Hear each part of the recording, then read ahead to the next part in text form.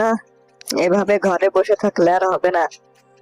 যাই, এবার ক্ষেতের দিকে একটু গিয়ে দেখে আসি ফসলের কি অবস্থা। সেই কবে ফসলগুলো বনে আসলাম। যাই, এবার মাঠের দিকে গিয়ে দেখে আসি জমির কি অবস্থা। আর বসে থাকলে চলবে না।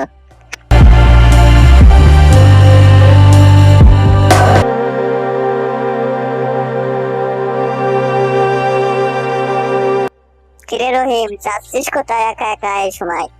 আর কই যাব, যাচ্ছি একটু মাঠের দিকে। মাঠে ফসল লাগিয়েছিলাম, তাই একটু দেখে আসি ফসলের কি অবস্থা। তা ফসল লাগালে হবে, বিয়ে শাদী করা লাগবে না? বয়স তো কম হলো না তোর, সবাই হাসাহাসি করে তোকে নিয়ে। জানিস কিছু খবর? কিছুই করতে পারিস না তুই। সারা জীবন এভাবে চললে কি হবে তোর? সবাই বদত বলে তোকে, জানিস? আর কি করব, এই পোড়া কপালে কি আছে আল্লাহ জানে। দেখি ফসল উঠলে কিছু করা যায় কিনা দেখি। ও, তাহলে আচ্ছা, তুই মাঠের দিকে যা, আমি চললাম। ভালো থাকিস, আবার দেখা হবে।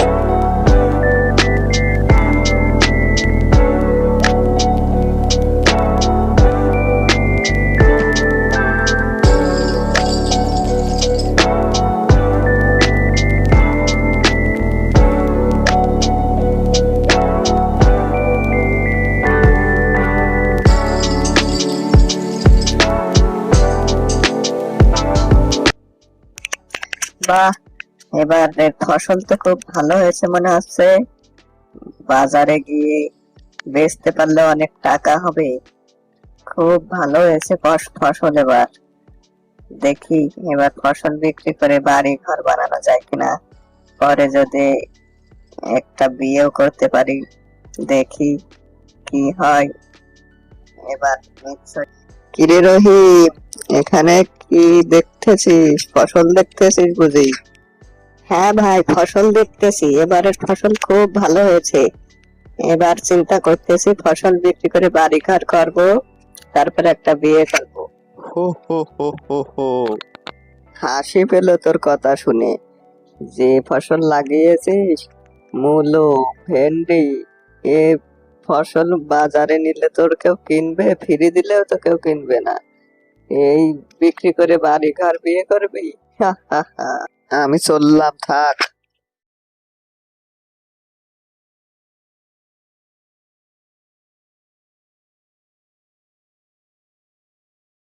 হাই হাই হাই, সব আশা মাটি করে দিল।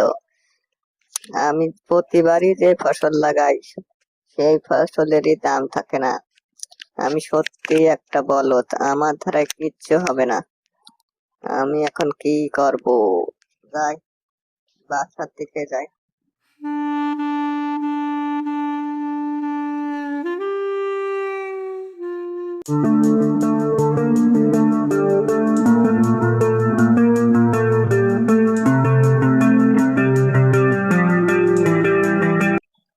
আরে, এখানে শিয়ালটা কি করতেছে? অসুস্থ মনে হয়। এই শয়তান শিয়ালটা আমাদের সব ফসল খেয়ে যায়। এর জন্যই আমাদের ফসলের এত ক্ষতি হয়।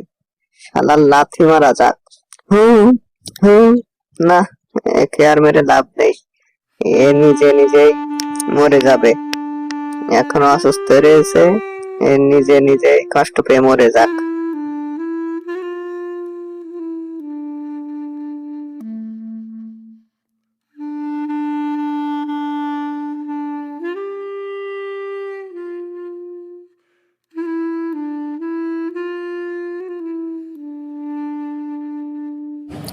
এ কি, শিয়ালটা অনার্স অনেক অসুস্থ। এভাবে থাকলে তো সে মরে যাবে। যাই, একে একটু পানি নিয়ে এসে খাওয়াই, দেখি বাঁচে কিনা। যাই, তাড়াতাড়ি যাই।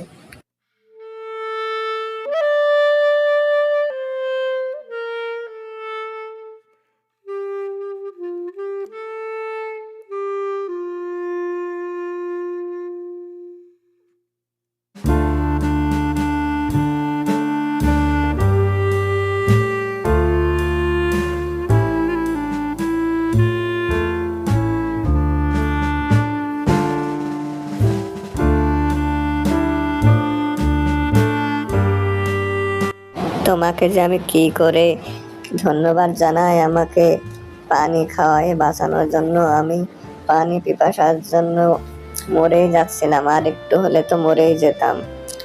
তুমি সত্যি একটা খুব ভালো মানুষ। তোমার এই ঋণ আমি কোনোদিন শোধ করতে পারবো না। তুমি একদিন অনেক বড় হবে।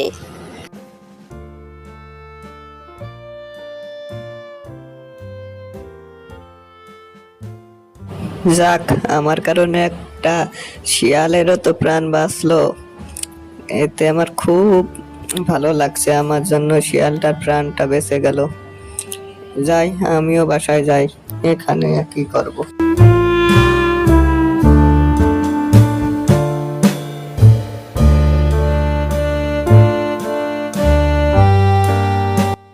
শিয়ালটা যাওয়ার সময় শেষে কি যেন একটা বলে গেল, বলল আমি অনেক বড় হব। শিয়ালটার কথাই যেন সত্যি হয়। আমার কপালে বুঝি আর হবে না, শিয়ালের কথা কোনোদিন সত্যি হবে না। আমিও কোনোদিন বড় হতে পারবো না। যেভাবে যাচ্ছে ঠিক সেভাবেই দিন কাটবে। আমার এমনটাই কপাল।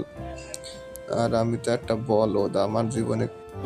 এরপর রাতে যখন রহিম ঘুমোয় থাকে, তখন সেই শিয়ালটা তার স্বপ্নে চলে আসে। এই গ্রামের শেষে শেষ জঙ্গলটায় একটা মুনিব বসে থাকে। তুমি সেখানে গেলে তোমার জীবন নিশ্চয়ই পরিবর্তন হবে। তুমি কাল সকালে উঠে তুমি চলে যেও। আজ আমি চললাম, তোমার জীবন পরিবর্তন হবে। কোদালটা নিয়ে যেও। এ কি স্বপ্নে আমি কি দেখলাম? শিয়ালটা আসছিল স্বপ্নে। শিয়ালটা যা যা বললো সব কি সত্যি?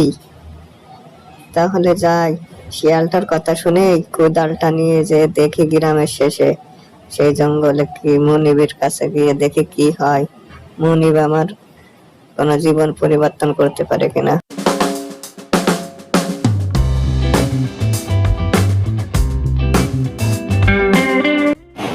কিরে রহিম, যাচ্ছিস কোথায় কোদাল নিয়ে? কোনো কথা বলছিস না কেন?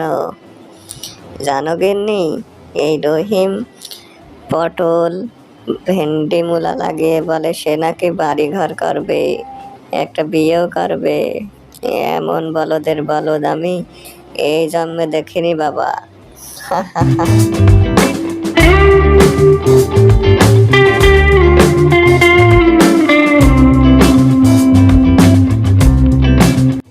তুমি কে বাবা?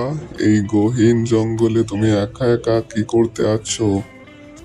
এখানে তুমি কি চাও বাবা? আমি এক গরিব দুঃখিনী বাবা।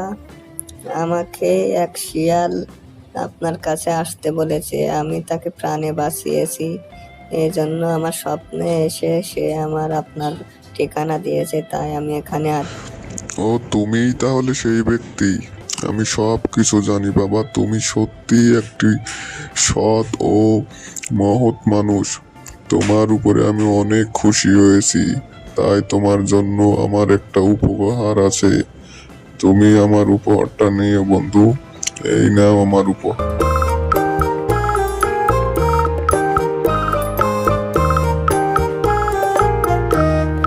এই সোনার কোদালটা আজ থেকে তোমার। এই সোনার কোদালের কাজ হলো তুমি যা চাবে তাই পাবে এই কোদালের কাছে। এখন তুমি আসতে পারো বাবা। আপনাকে অনেক অনেক ধন্যবাদ বাবা। আমি তাহলে আসি এখন। আপনার কথা আমার সারা জীবন মনে থাকবে।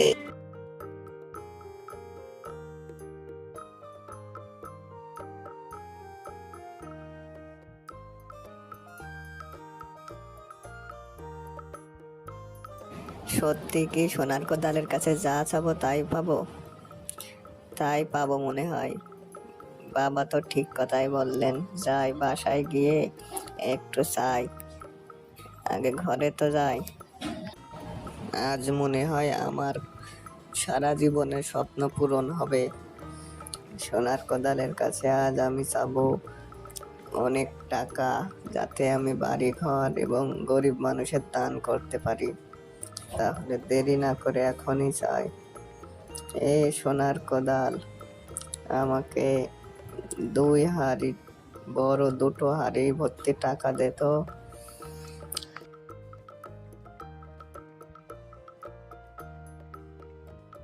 বাহ, সত্যি তো সোনার কোদাল যা চাই তাই দেই। এবার আমি দুটো দালান ঘর তুলবো, আর সারা গ্রামের মানুষ দাওয়াত করে একটা বিবাহ করব, করে তাদের সকলকে খাওয়াবো, তাদেরকে বোঝাবো, দেখ এই রহিম বলদ কিছু করতে পারে। এবার দেখবি আর জ্বলবি। যাই তাড়াতাড়ি কাজ। এরপর রহিম দুটো দালান তোলে ও সবাইকে দাওয়াত করে একটা বিবাহ করে, তাদের সবাইকে দাওয়াত করে আর সুখে জীবন যাপন করে।